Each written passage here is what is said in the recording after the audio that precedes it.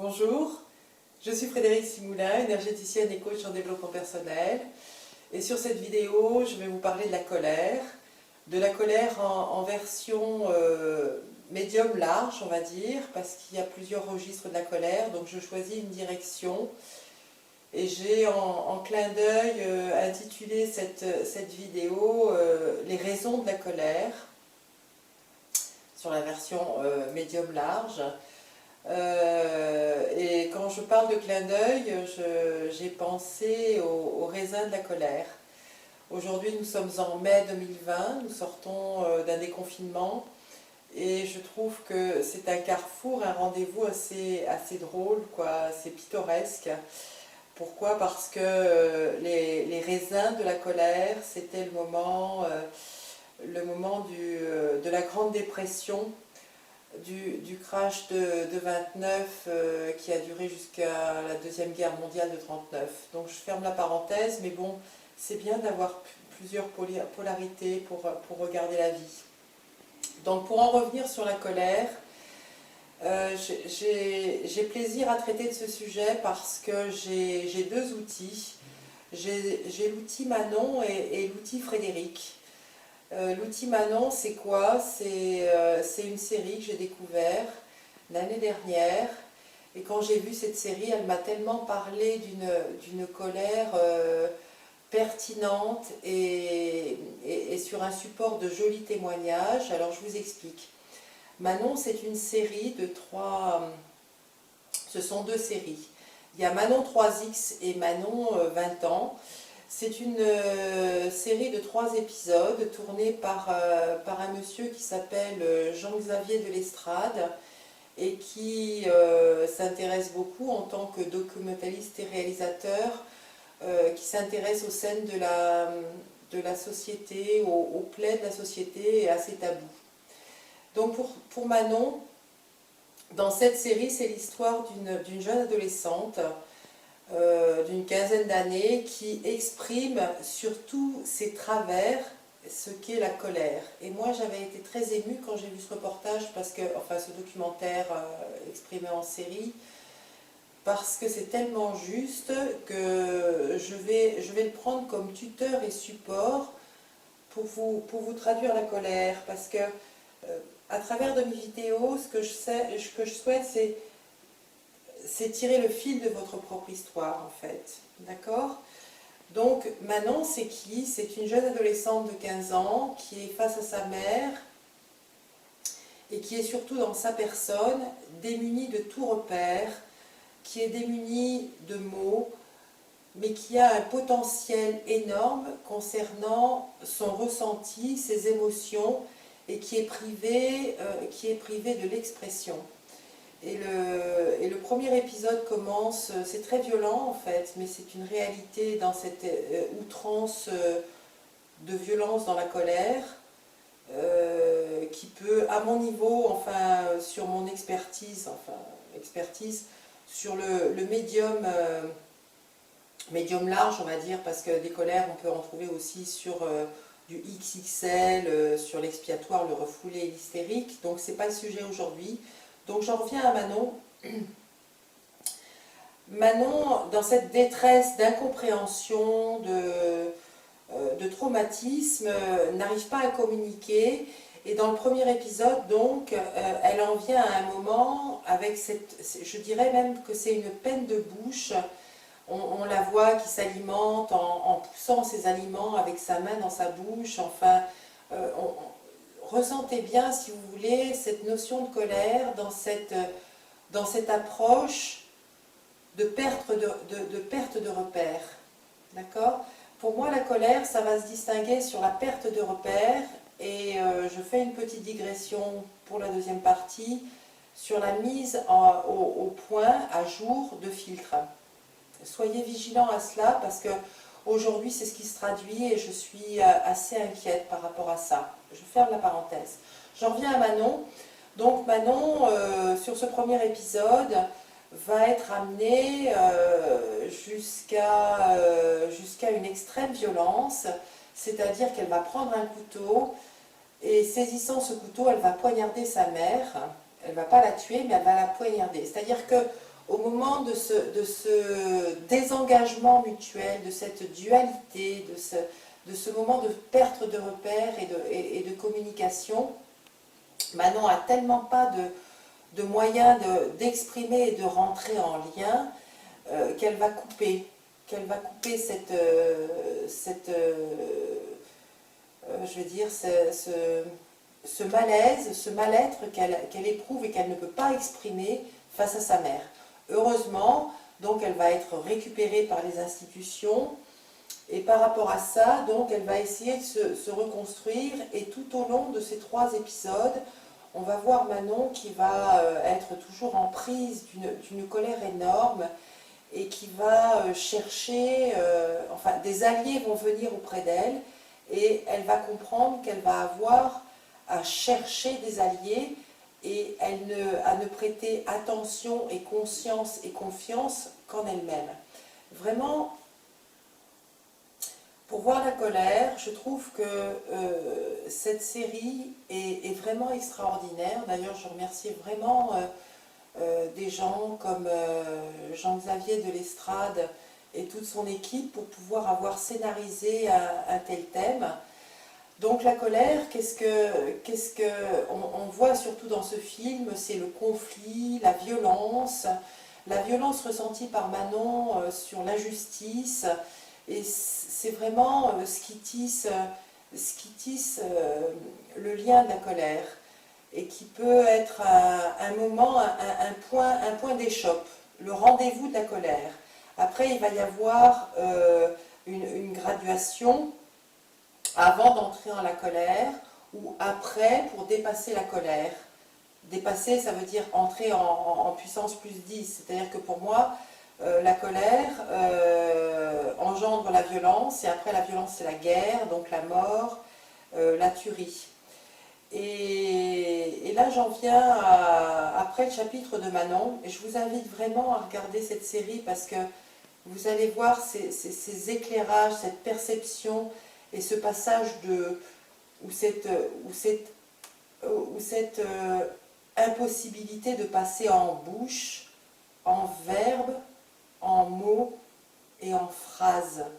Vraiment sur les pertes de repères et les pertes identitaires. La colère, c'est positif dès lors qu'elle sert, elle peut être utilisable comme un point de repère en se disant attention, là j'ai une colère, donc c'est un voyant qui s'allume, je dois y réfléchir. D'accord ? Et après maintenant, je vais vous parler de Frédéric, c'est-à-dire de moi. Par rapport à ce traitement de la colère, je pensais aborder ce sujet depuis fort longtemps. Et puis c'est l'hiver dernier, j'ai rencontré des amis, des gens, on a échangé et souvent ils m'ont envoyé une question en me disant « mais alors tu as été très en colère ?» Et puis souvent on me demande « mais tu es très en colère ?» et je dis « non, la colère j'ignore, la colère je ne peux pas, je ne l'apprends pas. Je ne la saisis pas, et alors je me suis posé la question, mais alors comment je fais, parce que bon, je suis comme tout le monde, et en fait je me suis aperçue que sur mon expérience personnelle, je ne rentrais pas en colère, j'entrais dans une tristesse, dans un désarroi, et qui induit exactement la même chose, c'est en jonction et on est tous différents, et je vous traduis cette vidéo pour bien souligner, pour tirer ce fil de la colère qui est vraiment conjoint. C'est-à-dire que moi quand j'entre dans la tristesse et tout, c'est que je comprends et que je ressens très très bien ma perte de repère. Ma perte de repère et le problème, oui vraiment... qui existe dans le fait de ne pas pouvoir établir un dialogue avec autrui, avec la personne, avec le face-à-face. Et le face-à-face, la relation miroir, m'aide à me construire. Vous savez que je parle beaucoup de l'égoïsme généreux. Et cette construction, dès lors qu'elle n'est plus possible, se bâtir là, dès lors qu'il n'est plus existant, à titre personnel, moi j'entre dans une profonde émotion de tristesse, de dénuement, et je suis dénutrie. Voilà. Et grâce à cet événement, j'ai du mal à le dire, du Covid, et cette épreuve que j'ai et que nous avons vécue du confinement, je me suis aperçue que ça s'est produit, ce confinement en étapes, et que oui, je rentre dans des colères, mais pour moi c'était des colères filtres en fait, des colères exutoires, mais j'ai pu, grâce à cela, bien me confronter face à cette colère, parce que bon aussi, j'ai tendance à dire je ne suis pas en colère, je dis juste je suis intolérante, parce que j'aime être à ma place dans cette société, avec les alliés et puis les astreintes et les obligations que j'ai pour me conduire dans le quotidien. Donc, vous l'avez entendu, je dis que je ne suis pas en colère. Ça va faire plaisir au psy s'il m'écoute. Mais là, j'ai été en colère par rapport à ce confinement, parce que je me suis vraiment sentie un peu comme Manon sur le début du confinement, et j'ai eu beaucoup à réfléchir à ce sujet-là. J'ai perdu mes repères.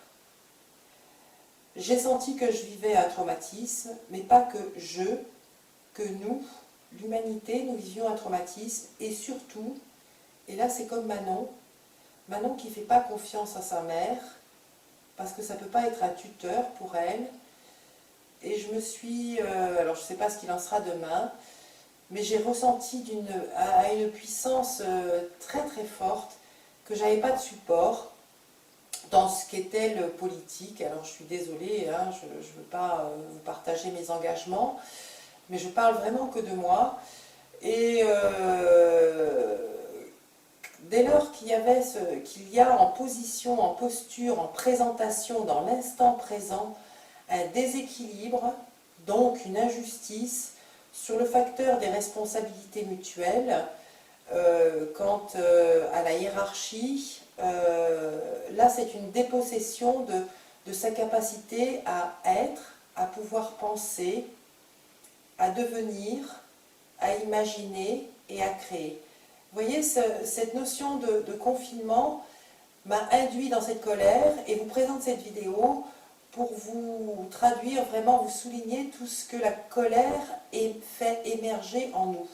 Donc là, sur la vidéo, c'est une colère médium large, hein, comme je vous l'ai dit, c'est pas une colère XXL, c'est donc une colère ordinaire du quotidien, mais qui va nous pousser à essayer de conclure pour trouver un élan positif. Et cet élan positif, je vais le traduire face à l'état actuel, qui va bien souligner. Il faut profiter de ces instants qui soulignent les choses, c'est-à-dire que ce confinement nous a mis quelque part en face à face avec nous-mêmes, et que pour en sortir, il faut, oui, j'utilise ce verbe-là, il faut vraiment prendre en conscience et être vigilant sur ces moments où on peut être en instance, de perdre le contrôle, de perdre la conscience, d'entrer dans une zone toxique, donc dans une impasse. Et pourquoi je le dis comme ça? Parce qu'en ce moment, bon, on porte des masques. Au niveau de l'information, je pense qu'elle est assez confuse, mais bon, il ne faut pas que je m'étale là-dessus. Et que quand même le symbole du masque, par rapport à la relation miroir dont je parlais tout à l'heure, ça va nous cacher ce que nous sommes vis-à-vis de nous-mêmes, et ce que l'autre peut nous renvoyer sur nous-mêmes. C'est très important quand même sur cette notion du traumatisme psychique et psychologique que nous sommes en train de vivre. Nous passerons dans les livres d'histoire. Et on peut être en colère, mais pour résoudre cette colère, il faut que ça puisse être, j'utilise beaucoup il faut en ce moment, une issue, une solution pour être bien en conscience de se dire attention, mon voyant colère s'allume, Et là, aujourd'hui, je peux être en pleine vertu de moi-même pour être, penser, devenir, imaginer, créer, puisque cette colère peut réfréner cela en moi, et puis pour trouver en moi les alliés qui me conviennent, pour me mettre sur les bonnes fréquences, les bonnes longueurs d'onde de gens qui m'entendent dans l'échange. Vraiment, quand cette colère surgit, on peut se dire, ou la tristesse surgit, on peut se dire et comprendre qu'on est en manque d'échanges compréhensibles, d'échanges associables, d'échanges associatifs, de se créer des ponts entre humains. Et donc ça, c'est vraiment...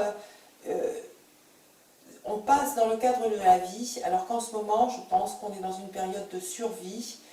Et pour traduire, je vais apaiser ce discours, et ce que je remarque sur la colère, c'est que parfois, dans la vie des gens, il peut s'établir une telle relation pervers, je vais dire, que la colère peut être un état d'être constant qui fait qu'on peut mélanger la relation sur une installation, une habitude d'amour qui passe par le langage dans la colère, et j'emploie mal de choses, c'est un langage gestuel qui est colérique alors qu'on n'a pas les mots. Donc s'il vous plaît, c'est peut-être qu'un cas ce que je dis, mais j'ai beaucoup d'émotions en ce moment par rapport au fait que nous soyons dans un déconfinement KA, un peu comme un lanceur de dés sur le plan de l'autorité qui lance les dés et qui fait un double 7. Oui, je sais, le 7 n'existait pas. Donc en ce moment, on peut être en perte de repère, on peut être en colère, donc ayons chacun, tout en état de nous, en état d'être, des perspectives, des outils, des consciences, que cette colère, elle peut être bienveillante pour se tourner sur une page de réflexion, pour pouvoir avoir recours à notre libre arbitre dans cette notion de pont pour chercher des gens qui sont dans un apaisement sur une bonne longueur, une bonne fréquence. Voilà, ce chapitre colère a lieu en mai 2020 et je retraduirai la colère, mais aujourd'hui c'est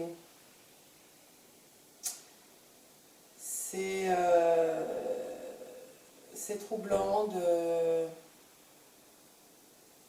d'être plongé dans ces incertitudes et ces manques de confiance sur des dirigeants qui devraient poser une hiérarchie chronologique sur l'approche des faits. Voilà, oui, je suis en colère parce que on nous prend peut-être un peu pour des outils, des objets, des enfants. Et je crois que nous sommes bien plus que cela et des gens bienveillants. Franchement, je vous aime et soyons tous courageux pour établir ces ponts non toxiques qui luttent contre les impasses déviantes de la violence.